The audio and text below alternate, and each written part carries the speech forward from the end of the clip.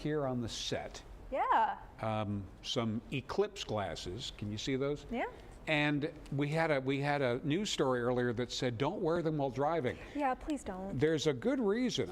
We have huge bright spotlights in here. I cannot see them through this. You can't see anything throughout those except the sun. Except the sun when it's in eclipse. Yeah, so they serve their purpose well. Please don't wear those while you're driving. No kidding. Very good tip. Now, we don't have any sun to worry about the next day or two, right? Yeah, so whenever we get to Monday, I'll talk about this in just a minute. It is looking really cloudy here in the coastal bend, unfortunately. But like a lot of people have been mentioning, it's still going to get a little bit darker, even though we still have that cloud cover expected.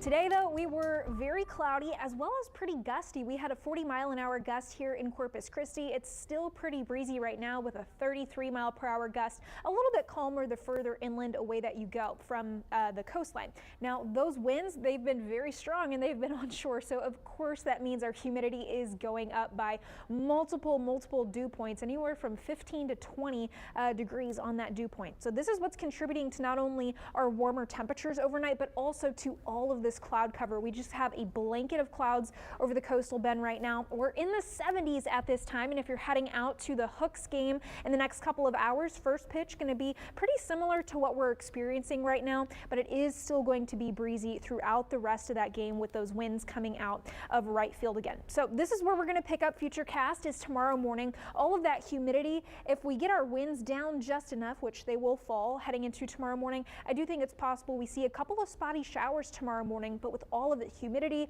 and what is left of the winds overnight, plus the cloud cover, it's going to be on the warm side tomorrow morning, a little muggy.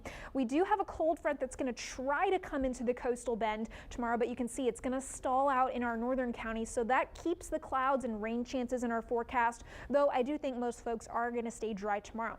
The clouds stay with us through Monday, so here's eclipse day, temperatures in the middle and lower 70s Monday morning, so very sticky again. And here's 1:30 on Monday. This is the time that we would be seeing our maximum eclipse, not totality. We're not under totality here in the coastal bend, so you're going to need those solar glasses that Brian mentioned all day long. But we do have hope that a couple areas may be seeing a few pops of sunshine into Monday afternoon, but it is looking generally cloudy and warm, as well as muggy heading into Monday. Again, we've got those very strong winds the next couple of days. Tomorrow, with that front coming in and kind of stalling over the region, that'll help relax the winds, but they do pick up for the next couple of days. And we stay humid through Tuesday before that muggy meter drops with a cold front heading into Wednesday. So here's what we're looking at for now. We've got high pressure over to our east, and that's what's bringing those winds on shore with this low pressure up in the central plains. The contrast between those two is what's making us so windy and bringing all of that moisture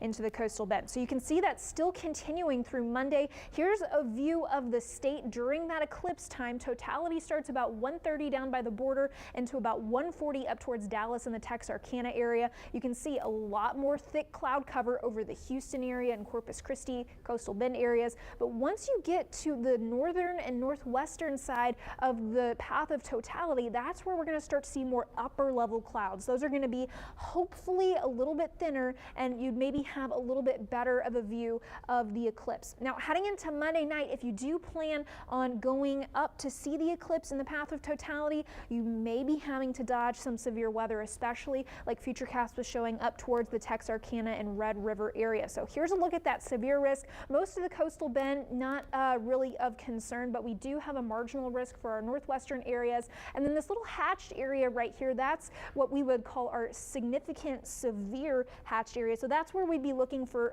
hail. That's going to be the main risk with this severe threat. So here's a look at travel across the coast, across the state from the coastal bend. Out of all of these cities, Houston is the only one that's not going to be under totality.